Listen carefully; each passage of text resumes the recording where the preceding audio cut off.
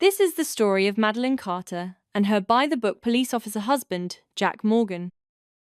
The two didn't get married out of love, but because of intense pressure from both families. It seemed like the only one truly in love was Madeline. Jack remained distant, and their marriage quickly slipped into dull routine. That is, until one night when Madeline finally tasted freedom, only to get arrested at a bar. And the worst part? The one man she never wanted to find out did. In an awkward, hilarious run-in at the station, their cold, quiet marriage starts to shift. She's a rebellious firecracker. He's a straight-laced rule follower. Can this mismatched pair find common ground, and maybe even hold on to love in the midst of all the chaos? Dear listeners, if you love emotional, heartwarming stories, don't forget to like, share, and subscribe to our channel. Let's dive into a tale that will stir your heart and stay with you long after the last word. It was past midnight, and Madeline Carter was dancing her heart out on the club floor when, out of nowhere, the police burst into the bar. Just as she was grumbling about her horrible luck, everyone was rounded up and taken down to the station. But the real kicker? The lead officer on the scene was her husband, Jack Morgan. Madeline had been having the time of her life, finally letting loose, when a tall, ridiculously handsome guy caught her eye. With a drink in hand and a mischievous smile, she was just about to flirt with him when the doors flew open and a team of cops stormed in.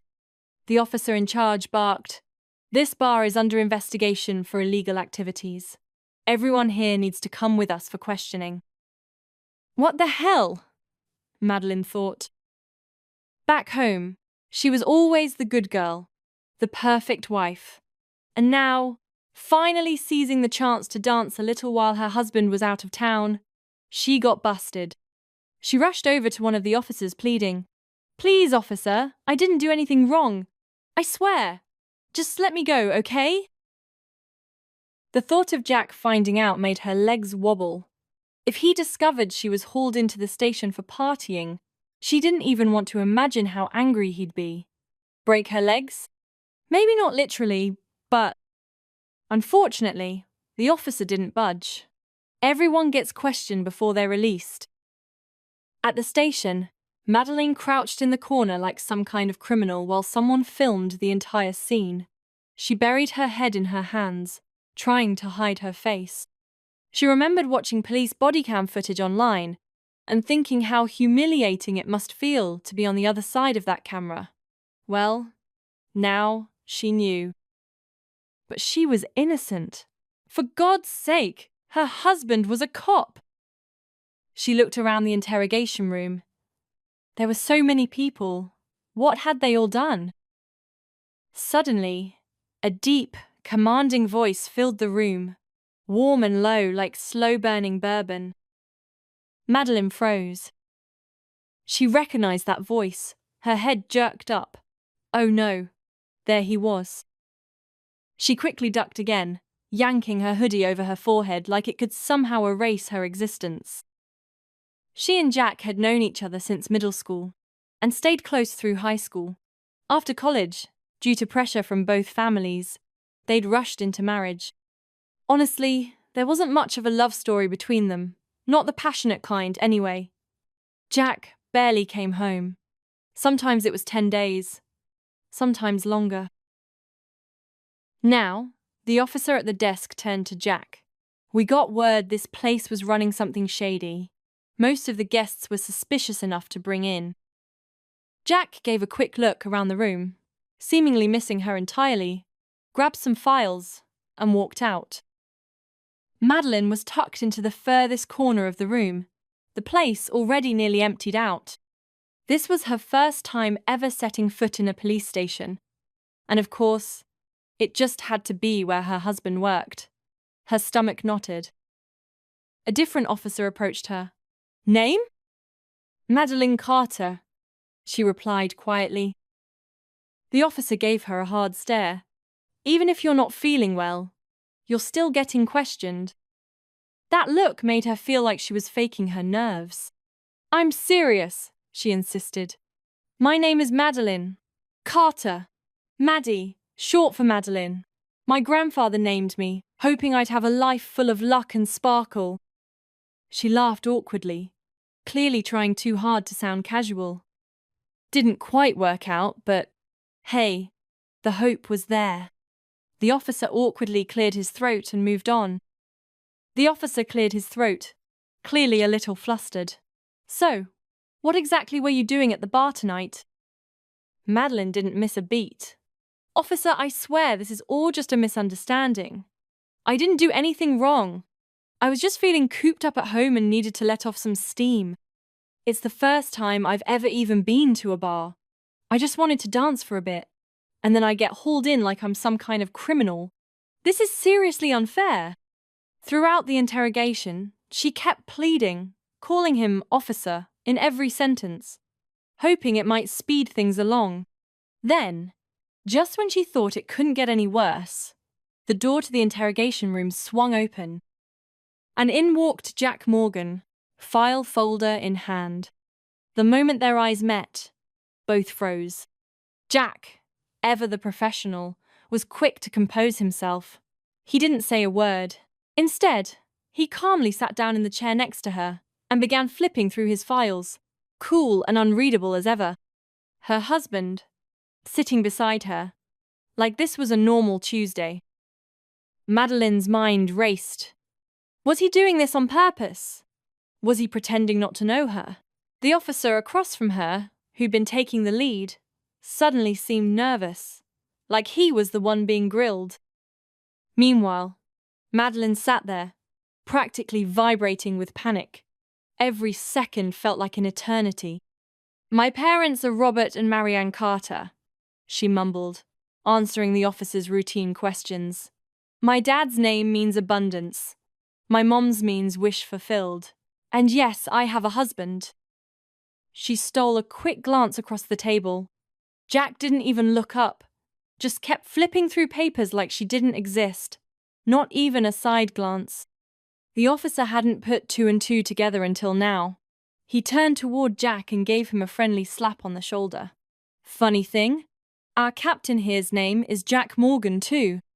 Madeline wanted to disappear. About 30 minutes passed. Finally, the officer gave her a small smile. You're kind of something, you know that? All right, you can call a family member to come pick you up. Madeline's gaze slid nervously back to Jack. She leaned forward and whispered, Can I not call anyone? The officer's smile faded instantly. His tone turned sharp. What do you mean by that? She almost burst into tears. With a trembling voice, she turned toward Jack and said softly, Jack. The two officers looked at each other, stunned. Wait, Captain Morgan is your husband.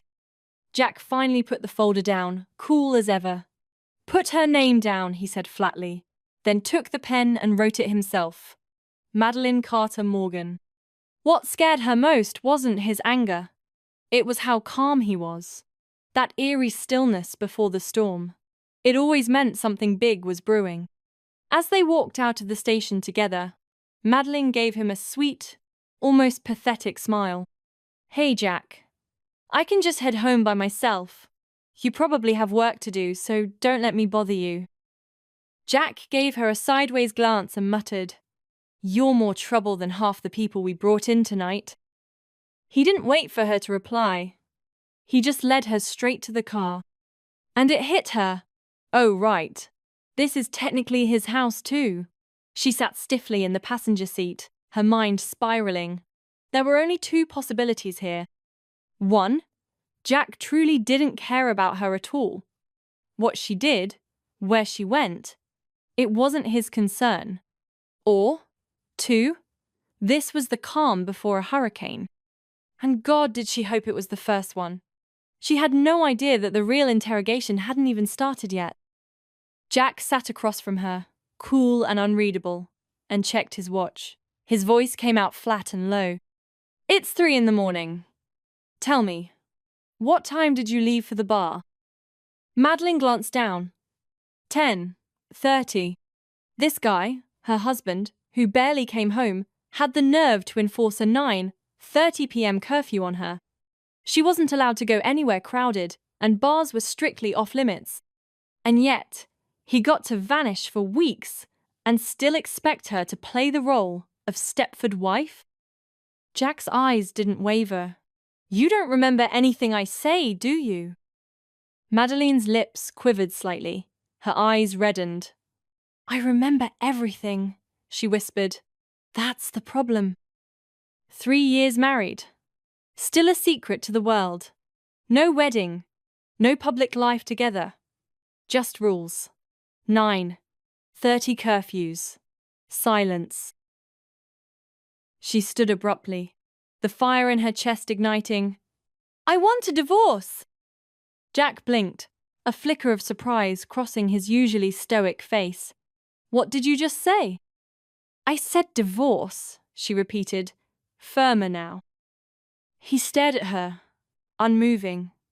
Then with an almost lazy calmness, he asked, So, is there someone else? Madeline gave a short, bitter laugh.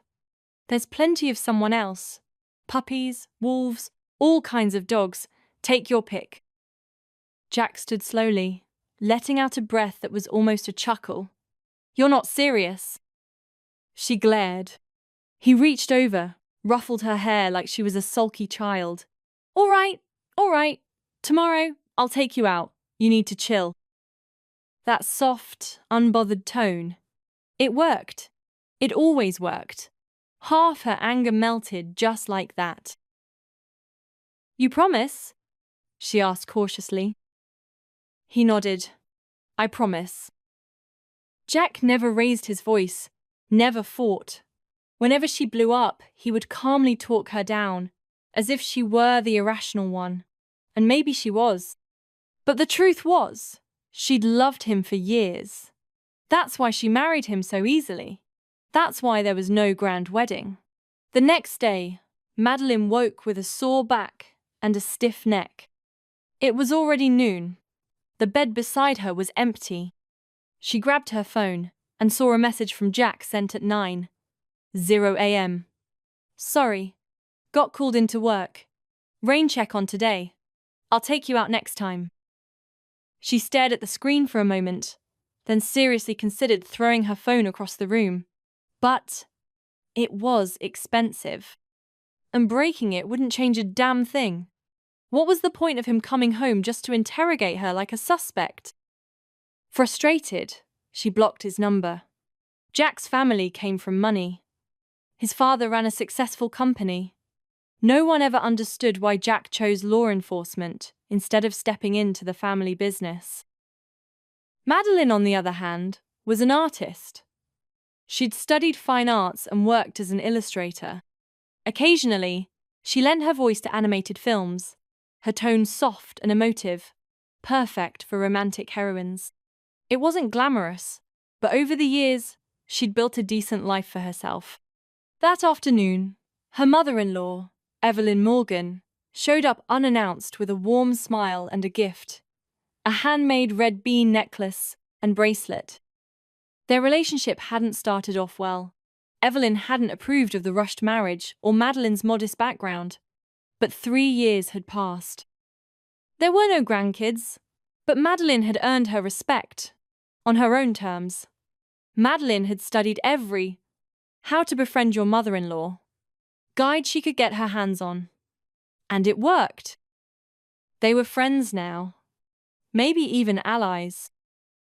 Jack, meanwhile, was never around long enough to help bridge that gap. She poured a glass of warm milk for Evelyn and handed it to her with a smile. Evelyn took it, looked at her closely, and said gently, So, did Jack come home last night? Madeline choked mid-sip. Milk went everywhere, including on Evelyn's perfectly styled hair. Oh my God, I'm so sorry. I didn't mean... Evelyn, ever elegant, dabbed at her face with a napkin and simply said, No worries, dear. She gave Madeline a wink. But if you're blushing this much, I'm guessing Jack did come home. Madeline's face turned even redder. Evelyn added, I have a feeling I'll be getting a grandson soon. It had been nearly 2 weeks since that night Jack had quietly taken her home from the station, and she hadn't seen him since. In that time, she'd taken on a new voice role in an upcoming drama series based on a daring, steamy graphic novel. The script was wild, the kind that made you blush just reading it. And of course, she'd illustrated the lead characters herself. There was one particular kissing scene that required more than just voice. She had to fake the breathy tension, biting down softly on her arm to mimic the sounds. Snap! She winced. Her co-star, Noah Bennett, watched her with amused fascination. Her male co-voice actor, Noah Bennett, was staring at her with wide eyes, clearly fascinated. Madeline suddenly felt ridiculous. Noah tilted his head, a sly smile tugging at one corner of his lips. Hey, we've been working together for 2 weeks now. Can I add you on WhatsApp or something? Of all the guys she'd worked with in voiceover, Noah was easily the most attractive, boyish charm mixed with just a touch of wild energy. That dangerous but sweet combo was exactly her type. Without thinking, Madeline grinned. Sure. His smile widened like he'd just won something. Then, with zero hesitation, he locked eyes with her and said, "Want to go out sometime?" The question hit her like a slap of cold air. She swallowed hard, caught off guard by how direct he was. I'm married." Noah's face dropped a bit. "Ah, gotcha." When she got home that night, it was already past 10. A solid half-hour past Jack's ridiculous 9:30 curfew. Not that he was one to talk. He'd vanished for weeks without warning. And she was supposed to sit at home like a loyal houseplant. She opened the front door, and there he was, Jack Morgan, sitting stiff-backed on the sofa, phone in hand, eyes laser-focused on the screen.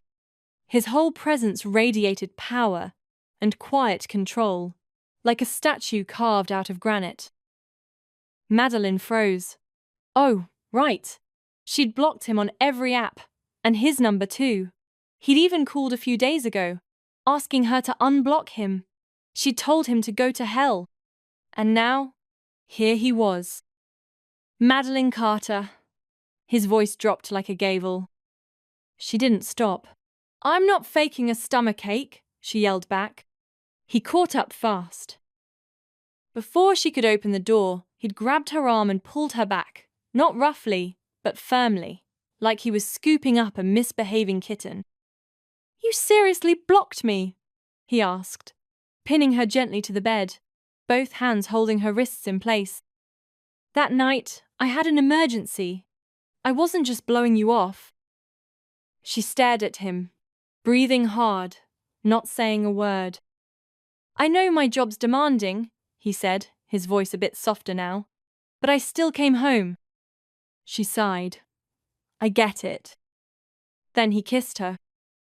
Madeline jolted. No way. She remembered what had happened the last time he kissed her like that. She'd been sore for 3 days. She shoved him back. "Is that all you come home for? To scratch an itch?" Jack stiffened, eyes narrowing. "You think that's all this is to me? You don't exactly act like a husband. And when you moan my name in those fake kissing scenes," he shot back, "you expect me to pretend that doesn't exist?" She froze.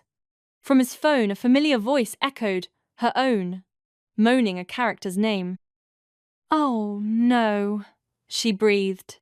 It was one of her recent voiceover jobs. "Say you love me, baby." Madeline's face went crimson. Jack shut the audio off, tossed the phone to the side, and asked bluntly, "Are we broke?" "What? Do you need money? Is that why you're still doing stuff like this?" "No." Her voice cracked slightly. He studied her, then leaned back. "Then stop." That snapped something in her. "Excuse me? This is my job, my career, the thing I love. I don't like it." She let out a sharp laugh. "Well, guess what? I don't like your job either." He lifted an eyebrow. You want me to quit being a cop? Yes, she said flatly. Join your dad's company. Sit behind a desk. Be home before midnight. He stood, walked to the window, and folded his arms. I can't quit. Her heart dropped. She'd hoped, naively, that he'd say, if you give up what you love for me, I'll do the same for you. But no, Jack didn't even consider it. After a long silence, she said quietly, Your mum wants a grandkid. He looked over at her, then at her stomach. She's not wrong. So what? Madeline asked. You want me to have a baby? And what, raise it alone? Jack chuckled dryly and rubbed the back of his neck. We'll hire help. You don't have to stress about it. Right, because nothing says great parenting like a kid who sees his dad once a month. Jack's jaw tightened. Madeline, he said, voice strained. This is my job. I can't just walk away from it. She stared at him, her voice trembling with fury. Then maybe we really should get divorced. He looked at her, exhaustion darkening his eyes. Can you stop throwing the word divorce around like it means nothing? Then start treating me like I mean something. Jack ran a hand down his face, visibly frustrated. Madeline, I barely get one night home. Can we not do this right now? But she wouldn't back down. Her voice was sharp, steady. I've told you before, I can't keep living like this. I don't want this marriage anymore. I want a divorce. You got that? Jack looked at her, his eyes dark and unreadable. He didn't say a word. He simply turned and walked out of the room. Madeline had meant what she said. She truly wanted to leave. But she'd loved him in silence for years before they ever got married. That kind of history doesn't just burn out overnight. Her head was screaming for freedom, but her heart still hesitated. She was completely torn. One afternoon, wandering through the mall to clear her head, she bumped into someone unexpected, Tyler Reeves, one of Jack's closest friends from way back when. He was holding hands with a girl and flashed her a grin. Hey, Mrs. Morgan, out and about by yourself? She rolled her eyes. You already know the answer. Why ask? Tyler chuckled.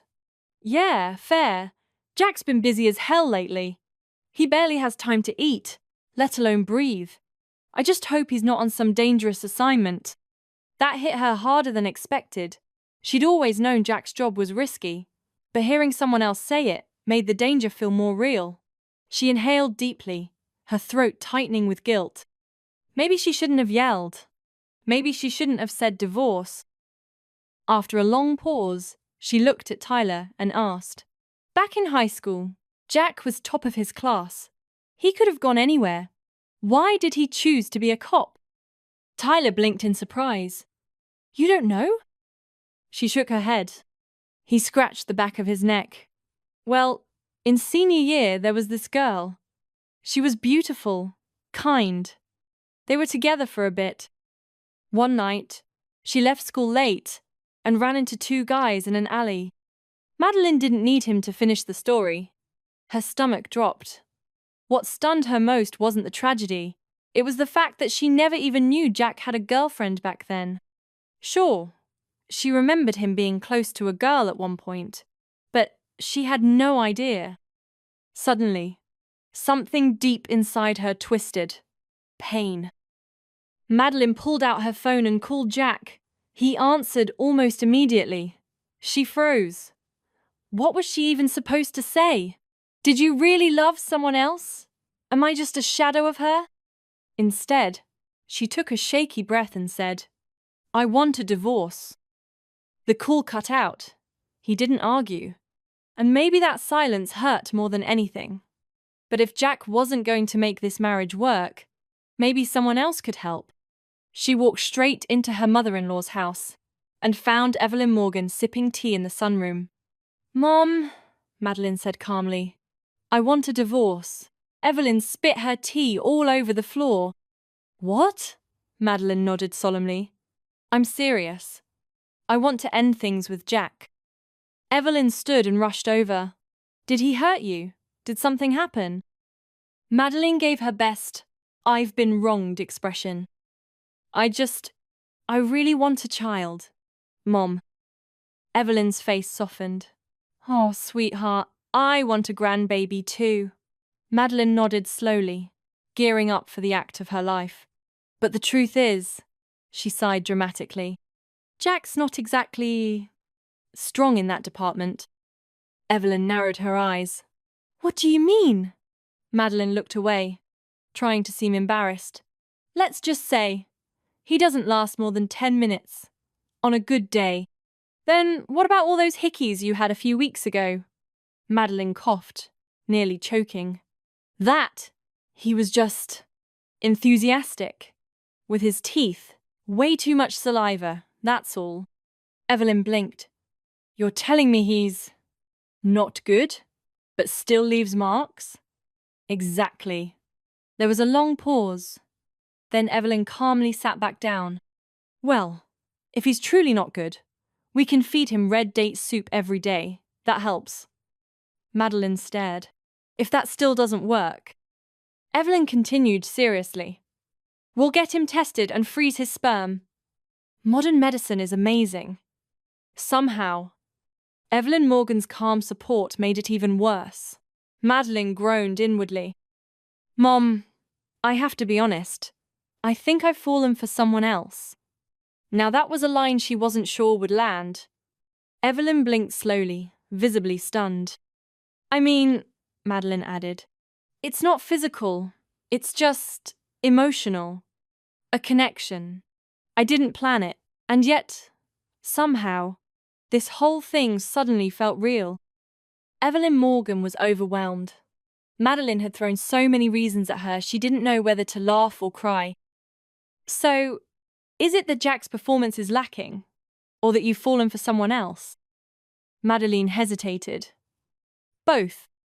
Silence. Madeline sat frozen, bracing for a slap, a scream, some sort of rage. She wouldn't even have blamed Evelyn for telling her to get out of the house. Instead, Evelyn lifted her eyes, serious and still. Then, can you not fall? For that other guy? Madeline blinked, her voice catching. I love Jack. I love him so much, it hurts. Tears welled up. Evelyn's expression softened. She leaned in and pulled Madeline into a warm hug. Okay, sweetheart, don't cry. I'll talk to Jack. I'll help you fix this. Madeline quickly wiped her tears and sniffled. No, don't convince him. I won't change my mind. She was mentally patting herself on the back for her convincing performance until the door creaked open. Jack Morgan. Of course. He walked in just in time to hear, God knows how much. The moment she heard his voice from behind, Madeline's whole body stiffened. Her hands trembled. The cup in her grip slipped and spilled onto the floor. How much did he hear? The fake accusations? The part about him not lasting 10 minutes? Her pretend emotional affair? Jack's face was dark. That chiseled jaw clenched, and she wanted to run. Evelyn stood awkwardly, trying to diffuse the tension. Jack, I don't want you two to get divorced either. Madeline is a good woman. She's been here with me all these years. She's family. She took Madeline's hand gently. If you really can't, then maybe you shouldn't keep putting her through this. Jack's voice was cold. Who said I can't? The question was meant for Evelyn, but his eyes never left Madeline. She wanted to vanish. She tried to run, but Evelyn was still holding her hand. Mom, she whispered, eyes full of panic. Let go, please. But Evelyn took a sip of tea like none of this was happening. Jack finally spoke, his voice low and steady. We had a fight.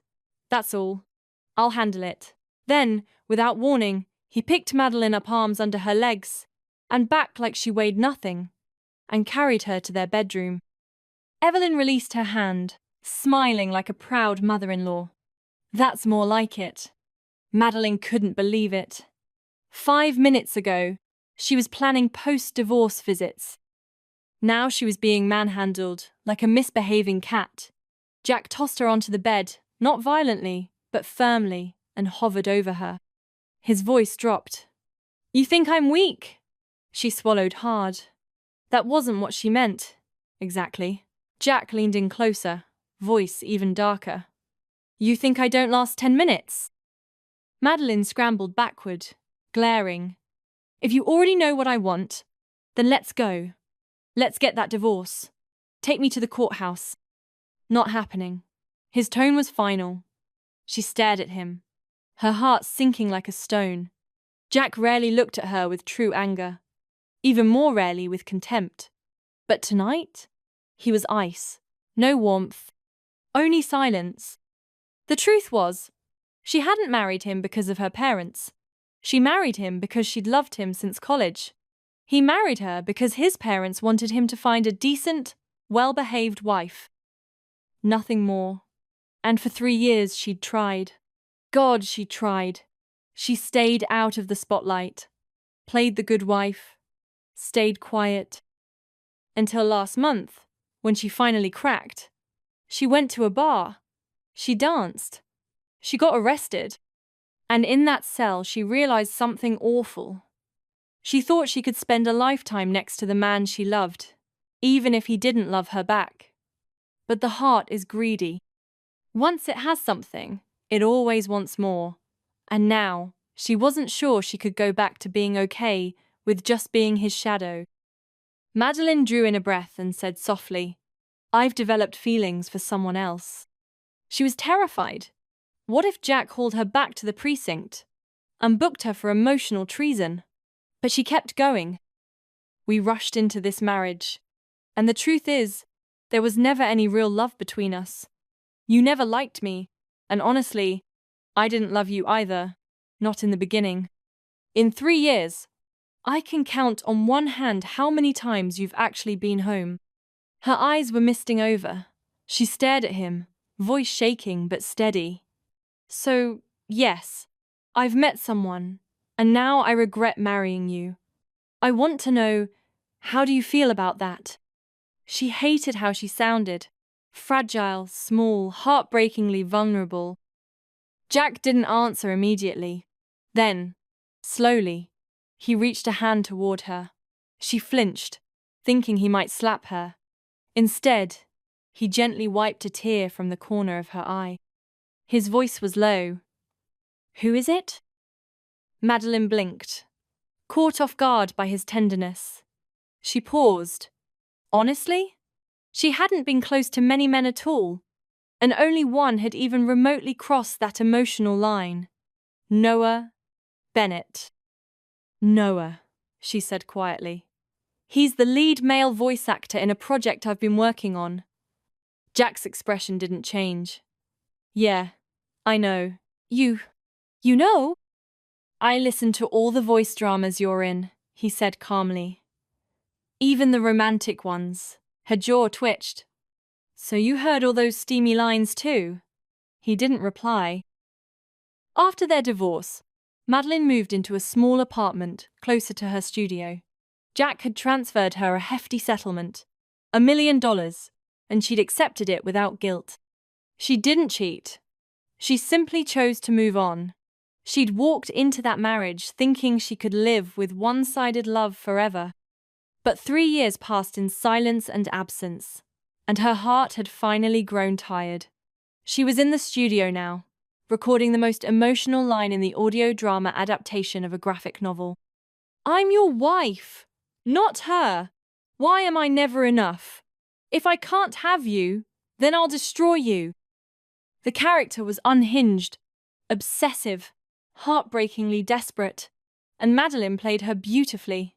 When the recording ended, Noah pulled off his headphones and grinned. "That was incredible. Honestly.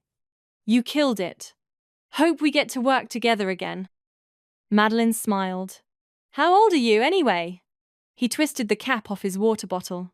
24. She raised a brow. "I'm only a year older than you. How'd you know I was older?" "Didn't guess," he said, smirking. "I asked the director." Madeline arched a brow, teasing. "Why? You got a crush on me or something? Noah blushed a little. I mean, you're single now, right? No more rich cop husband hovering over you. She laughed softly. You're bold. But the mention of Jack made her smile falter. Her eyes dropped, shadowed with something deeper. Noah noticed. Hey, you okay? Madeline met his gaze. I'm divorced. It had only been a little over a week since it was finalized, but it still stung every time she said it out loud. Noah blinked. Already? Wow. To cheer her up, he took her to a local bar. But the last time she went drinking, things hadn't exactly gone well. She hesitated at the door. Are you sure this place is legit? Noah grinned mischievously. Why? You looking for something special? She rolled her eyes. God, no. What kind of special do you think I need? He laughed. Just saying, if you are, I'd totally volunteer. I'm better looking than half the guys in here anyway. He grabbed her hand before she could respond and pulled her inside. She yanked her hand away, but it lingered in her mind. That playful grip, that glimmer in his eye. Was he starting to pursue her? Inside the bar, she tried to relax until her entire body stiffened. At the counter, dressed in civilian clothes and leaning just a little too close to another woman, was Jack, her ex-husband. Their eyes met across the room. Just for a second. Then she looked away. She told herself she was over him, but her heart clenched hard in her chest. Jack looked happy. She'd never seen him smile like that with her. Noah noticed her stiffening. That your ex? She lifted her glass, downed the wine in one go, and said bitterly, Yeah, that's the ex. Madeline took a long sip of her wine and laughed bitterly at herself. What a joke. She acted like the broken-hearted one, like the betrayed wife. But wasn't she the one who filed for divorce? She'd chosen this. Hey, don't drink anymore, Noah said softly, reaching for her glass. She pulled it away. Don't worry about me. And just like that, she kept drinking. Glass after glass of red wine until her vision blurred and her limbs felt light. Her head was spinning, but she managed to look up at Noah with a lazy, drunken smile. Take me home, she mumbled. Noah moved to steady her, carefully wrapping an arm around her. Sensing her lack of control, Madeline slurred. Don't do anything stupid, okay? If I do something out of line, just slap me. Seriously, don't hold back. When she woke up again, it was blurry. Soft sheets, dim light, a pounding headache. Her eyes fluttered open and landed on a familiar, annoyingly handsome face. Jack? She croaked. She blinked again. No! Wait! You're Noah! Her temples throbbed as she rubbed her forehead. Ugh! I'm actually hallucinating his face while hungover. This is the worst. She was parched. Water, she muttered. Noah whore, whoever, poured her a glass. She chugged it. Her stomach turned, then twisted. Then she threw up. Unfortunately, right onto someone's shirt. The next time she opened her eyes, she realized with horror she wasn't wearing anything, not even pajamas. Her stomach dropped. Panic shot through her veins. She turned and froze. There was someone lying beside her. Oh God, tell me I didn't just hook up with Noah Bennett. She groaned, covering her face with one hand and reaching over with the other. She poked at the guy's shoulder, praying it was all a bad dream. She took a deep breath. Okay, she was a grown woman, divorced, single, and Noah was kind, sweet, attractive. Still, this wasn't what she wanted. She leaned over and whispered, Hey, if anything happened, I'll take responsibility, okay? But before she could finish her thought, a large hand suddenly wrapped around her wrist. A familiar voice, cool and dangerously calm, cut through the air. Take responsibility for who exactly? Her heart stopped. Jack Morgan. She yanked the blanket up to her chin, eyes full of panic. What the hell? Jack? He sat up, flashing a cold smile. Surprised it's me? She stared at him like he was a ghost. Where's Noah? Jack's smirk deepened. Disappointed? It's not your precious Noah, huh? She shoved him away. We're divorced, Jack. You're a cop. What you did was illegal. I could sue you. He scoffed. Relax. You passed out cold last night. I didn't touch you. She winced, still sore. Then why do I feel like I got run over? Jack sighed. Maybe because you haven't worked out in months. Your body just gave up. She gritted her teeth but didn't argue. When she finally got up and headed to the bathroom, she found a clean outfit waiting for her. Of course he was prepared. After she got dressed and stepped out, she found the table already set. Hot breakfast, fruit, even dessert. Her stomach growled, but she didn't dare sit until he said something. Where's Noah? She asked, still disoriented. How did you get involved in all this? Jack didn't look up from his coffee. Last night you grabbed my hand and wouldn't let go. The words hit her like a thunderclap. She had held on to him? Jack's lips curled ever so slightly. Want me to tell you what else you said? She didn't answer, but her face flushed. You said, he continued, stepping toward her, that you regretted the divorce, that you shouldn't have done it. You cried and begged me to stay. Her heart sank. And, he added softly, you said you still love me. Madeline wanted the earth to open up and swallow her whole. People say all sorts of stupid things when they're drunk. Don't take it seriously. But Jack just chuckled. Funny. I've always heard drunk words are honest words. Her jaw clenched, face burning. She turned away, ready to bolt, but he grabbed her wrist again.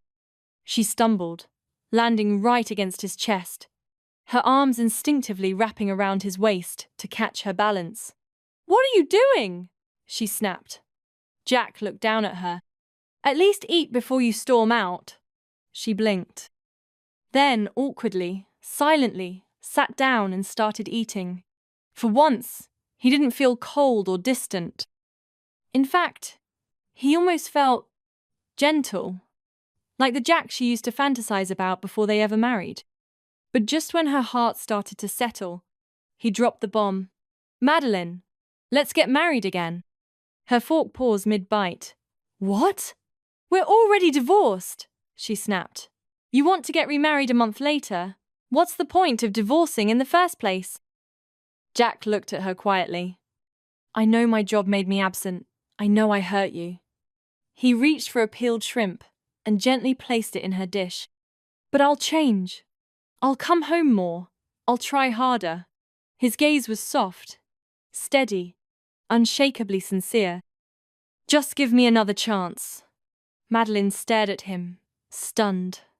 Without his uniform, without the badge and the walls, he looked like the boy she fell in love with in college. Jack had once loved another girl, and that didn't bother Madeline as much as the reason he'd chosen her. What truly ate her up inside was the fact that he had loved that girl enough to give up a brighter future. He could have gone to a top university, chased bigger dreams, but instead, he'd joined the police academy and built his life around becoming a cop. And Madeline? She couldn't accept being married to a man whose heart belonged to someone else. She pushed her plate of shrimp across the table and picked at her toast with a quiet sigh. I don't really like shrimp anymore, she said flatly. I'm into sautéed squid these days. Tastes change. You can't force yourself to eat what you no longer like. Jack stared at the plate for a beat, then looked up at her with a small, almost teasing smile. Then I'll make you squid next time. She blinked. Was that a joke? Jack Morgan? Making a joke? He was terrible at humor, and yet somehow, it made her want to laugh. For a second, She looked up at him. And just like that, the moment softened. Life had a bitter aftertaste, but even bitter melon could be dipped in sauce and swallowed. After their awkward night at the hotel, she didn't see him again. But she stayed in touch with Evelyn, her ex-mother-in-law.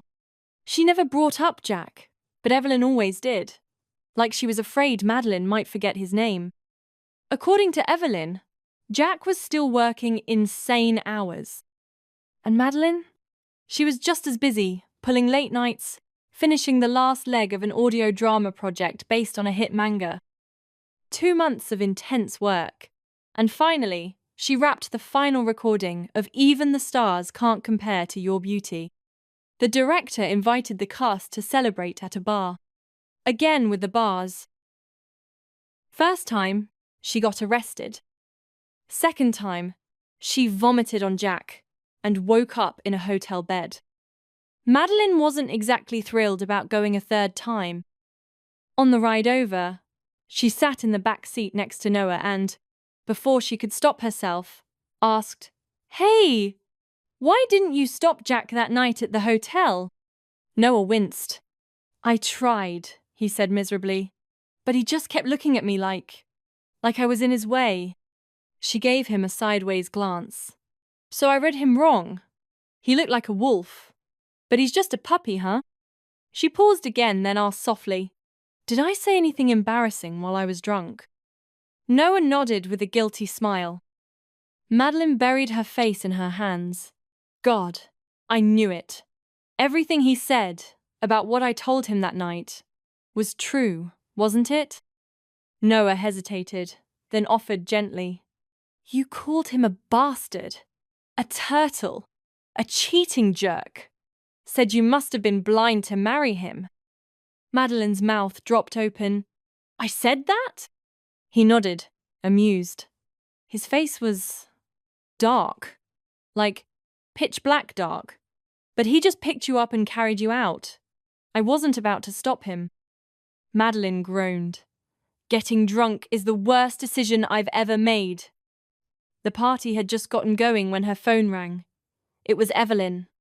"Jack's been hurt," she said. "He's in the hospital." Madeline's heart seized. Her chest squeezed so tight it felt like something snapped inside her. They were divorced. She didn't owe him anything. But still, she had to go. At the hospital, she spotted Jack's parents waiting outside his room. "Why haven't you gone in?" she asked. Neither responded. Evelyn simply nodded toward the door. "He's resting. Go see him." Madeline stepped inside and froze. Jack was awake, lying quietly on the bed, eyes already on her. "I thought you were asleep," she murmured. Behind her, his parents slipped away, giving them privacy. She took a few cautious steps forward. "Are you okay? You're back?" "I'm fine," he said, then reached out and gently took her hand. "Why did you come?" His hand was warm, hers was cold. She started to pull away, but he held firm. "Were you worried about me?" he asked softly. She hesitated. "I just wanted to make sure you weren't dying," she said, voice flat. "If you were already gone, I'd save the gas and just send a wreath." Jack actually chuckled. "Didn't know you could be so ruthless." "There's a lot you don't know about me." That hit them both harder than expected. Because it was true. In college, she'd loved him silently. He never knew. He smiled faintly. "Then I guess I have a lot to catch up on." She knew what he meant. The idea of getting back together.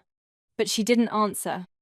Instead, she crossed her arms and muttered, "Shouldn't you be resting instead of talking so much?" That night, she stayed at the hospital. In the morning, as she was getting ready to leave, Jack's voice called out from behind her.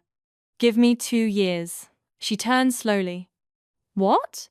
2 years, he said again. "And I'll be completely yours. I'll come home. I'll stay. I'll be the man you thought you married." Jack had asked for 2 years.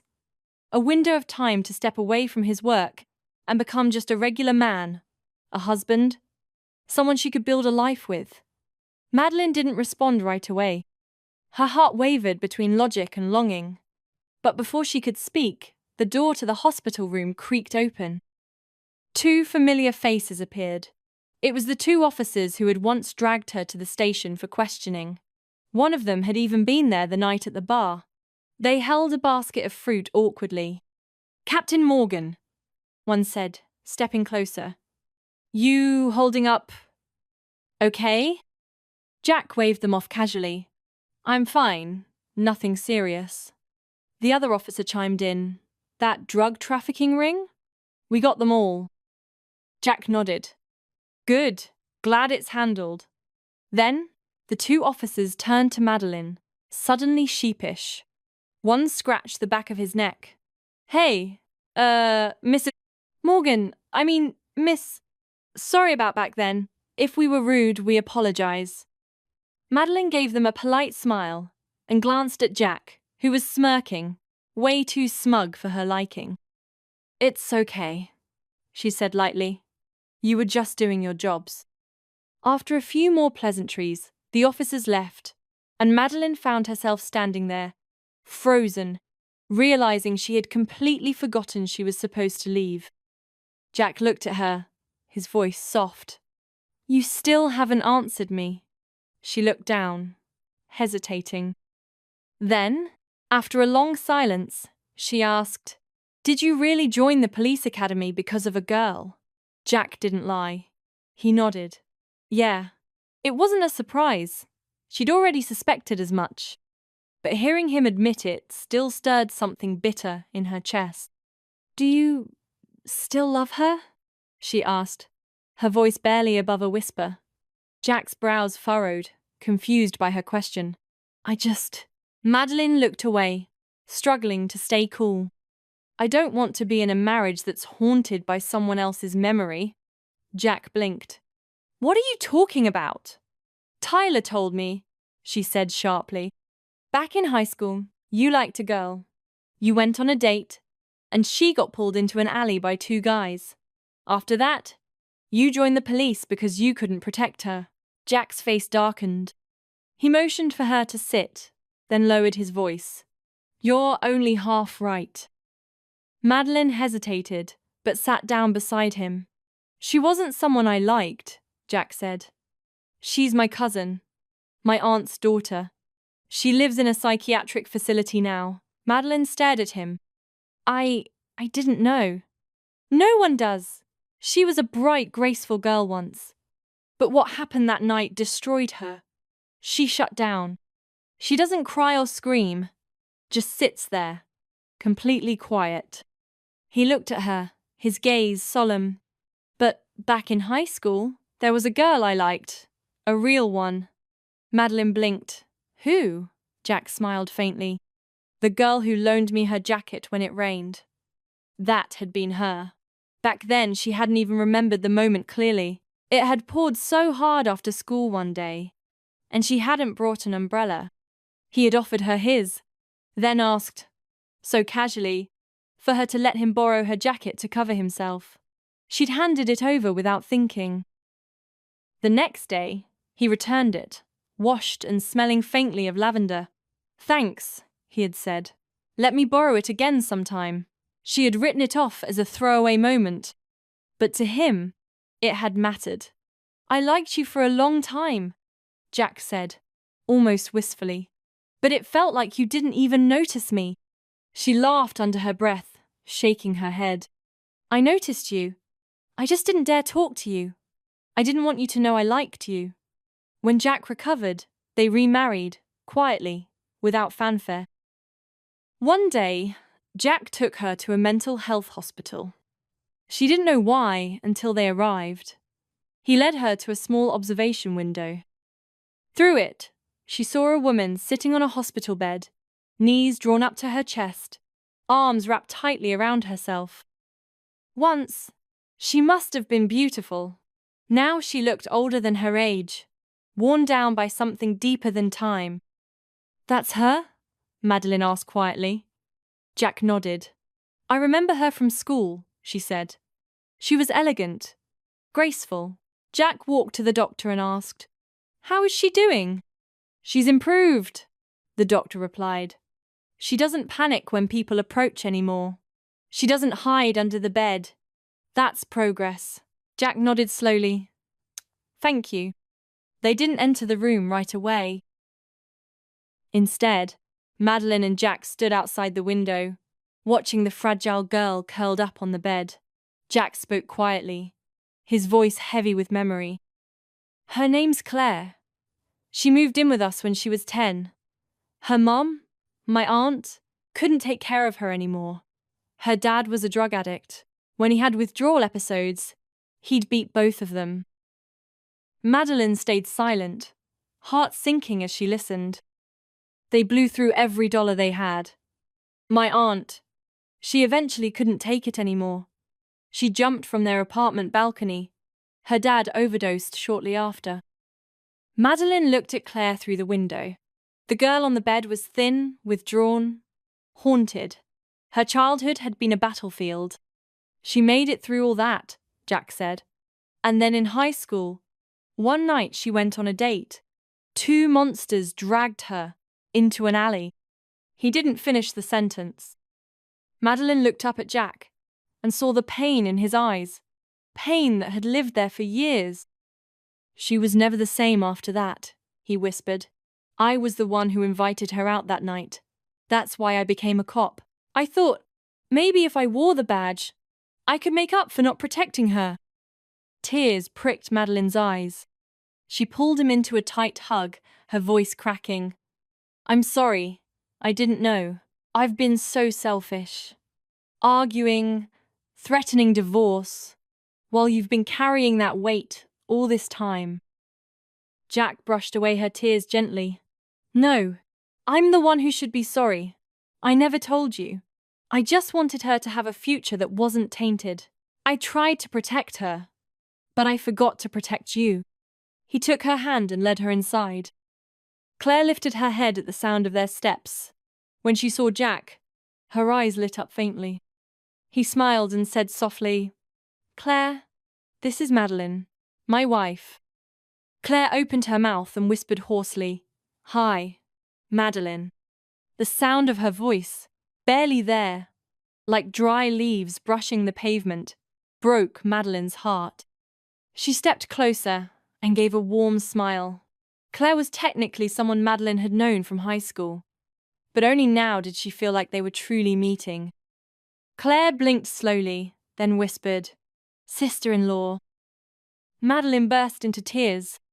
It felt like a prayer had been answered, that somehow, after all the pain, Claire had found peace. Jack knelt beside her and gently said, "Let's go home, Claire." Some weeks later, Madeline and Jack got married again, for real this time. The ceremony was held at a vineyard by the sea. Waves lapped the shore behind them like a lullaby. Jack had commissioned her gown from a designer she adored, and in a rare gesture, swapped his police uniform for a white suit. He looked breathtaking. During the reception, Noah Bennett arrived, unexpectedly. Even more shocking, he called Madeline's mother-in-law Mom. She blinked. "Wait. What?" Jack chuckled. "I asked Noah to stick around while I was gone, to keep you company, teach you how to relax." She gave him a sly look. "Noah's handsome. Weren't you worried I'd fall for him?" Jack smirked. "He wouldn't dare." Then he kissed her forehead. "I'm taking 2 months off. No phone, no badge, just you and me. Madeline," he said that night, brushing a strand of hair from her face. "Even if love fades over time, you'll still live in my heart. Forever. Love doesn't even feel big enough for what I feel for you. I love you. I love you always. I'll love you for the rest of my life." Wrapped in his arms under the moonlight, her toes nudged his shin. "Those words don't count if they're said in bed." Jack grinned. "Why not?" "Pillow talk is legally non-binding," she whispered, teasing. He leaned down, lips brushing her ear. "I've been planning this for years, and now I finally have everything I ever wanted. 2 months later, she was pregnant. 9 months after that, Wesley Morgan was born. Even though Jack couldn't always be there, Evelyn, Madeline's mother-in-law, helped care for the baby. One night, after rocking Wesley to sleep, Madeline finished a new illustration, a quiet, rainy scene of the male lead shielding the female lead with an umbrella. She'd drawn it 100 times in different styles. But this one made her cry, because it reminded her of that moment back in high school when Jack had shared his umbrella with her and asked to borrow her uniform jacket to stay dry. "Why didn't you just share the umbrella back then?" she asked one night, curled against his chest. He pulled the blanket over her shoulders and muttered sleepily, "It was too small. We both would have gotten soaked." She smiled into his collarbone. He remembered. Love had carried them through immaturity, confusion, hurt, and now into something warm and permanent. Wesley adored Jack. Even though Jack's work kept him away sometimes, Wesley was obsessed with all things Daddy. His first word wasn't Mama or Grandma, it was Dad. He would clutch Jack's police badge like it was the most sacred toy in the world. One day, Wesley was in full tantrum mode, crying to see Jack, so Madeline decided to bring him to the precinct. As she reached Jack's office, she paused outside the door, hearing voices inside. A woman's voice. Sweet. Flirty. "Jack, we're in love, aren't we? What if your wife finds out?" She'd be devastated. Madeline froze. Jack's voice followed, calm but too casual. "She won't find out." The woman's voice turned pouty. "But I'm tired of hiding. When will I get a real place in your life?" Jack answered flatly, "Wesley's still too little. He can't be away from his mom. But when he's 3 or 4, I'll divorce her." Madeline went cold. Without hesitation, she kicked the door open. There she was, the woman perched in Jack's lap like some smug little secret. Jack didn't even look alarmed. He just looked up, like he was caught red-handed stealing the last cookie. "Ha ha," he said with a crooked smile. "Guess we got caught." The woman curled into his side and sneered. "Look at you, Madeline. You're nothing now. If you hadn't had his kid, he'd have left you ages ago." Madeline's blood boiled. She handed Wesley to the assistant outside the room, then turned back, eyes blazing. "Jack Morgan!" she growled. "You used me. You used me as a babysitter while you chased someone else." Jack didn't flinch. He leaned back in his leather chair, looking bored. "So? You caught me?" That was it. She saw red. "I want a divorce." Jack's easy expression froze. "What did you just say?" "I said," she hissed. "Let's end this now. We're going to the courthouse. Today. Either you sign those papers, or I'll bring down this whole damn precinct." Then she stormed out, flipping through drawers at home, until she found her copy of the family registry and their marriage certificate. Jack had crossed the line. Jack stirred beside her, his voice rough from sleep. "You want to file for divorce? In the middle of the night?" Madeline blinked, startled. She sat up quickly and realized it had all been a dream. Jack was sitting upright in bed now, his face shadowed and serious. That's when she saw it. A red handprint on his cheek. She'd hit him in her sleep. Madeline's heart sank. "Oh my God!" Embarrassed, she scooted back under the covers, trying to act normal. But Jack didn't let it slide. Instead, he pulled her gently into his arms and held her close. "What kind of dream has you swinging like that?" he murmured, pressing a kiss to her temple. She whispered into his chest, "I dreamed you were cheating, that you wanted to leave me." Jack let out a low chuckle. Do I really make you feel that insecure? She bit her lip. No, I mean, maybe. He pulled back to look at her, eyes searching hers. Madeline, come on. I've done everything I can to show you I'm all in. If you're dreaming about me with someone else, that means something. She scoffed softly, trying to play it off. I can't control what I dream. Jack raised an eyebrow. I can. She blinked. You what? Before she could ask more, he leaned in and kissed her. Soft, slow, certain. Next time, I'll make sure you never dream about something like that again, he murmured against her lips. Don't be ridiculous, she huffed. You can't control my dreams. No, he said gently, but I can give you so much peace. You'll never need to have them. Then he added with a slight groan, rubbing his cheek. Also, please don't slap me again in your sleep. That hurt. It was the first time in his life he'd ever been slapped. By his wife, no less. The next day, Jack backed up those words with action. He transferred every bank account, every property, every car, all in her name. I'm broke now, he declared with a grin. If I ever want to run off with some other woman, I won't even be able to afford her. From here on out, you're my only option. Take care of me, babe. Madeline stared at him, dumbfounded. Jack Morgan, the man who once put walls between them, had just handed over every piece of leverage he had, because he loved her. Maybe she had truly used up all her life's luck when she married him. He used to call her Mads, but now even Jack and Evelyn had taken to calling her Madeline, in that affectionate way families do, and little Wesley, their toddler, had picked up on it. One evening, as they were all sitting around the dinner table, Wesley, perched on his high chair, suddenly announced, Madeline, Owie. Everyone froze. Madeline dropped her chopsticks. Jack and Evelyn leaned in. Baby, where? What hurts? She asked, scooping him into her arms. Wesley muttered again. Owie! Tummy owie! Panic surged. Without thinking, Madeline stood, ready to rush him to the hospital, until Jack stopped her. Wait, he said slowly, frowning. Mads, I don't think he's saying his stomach hurts.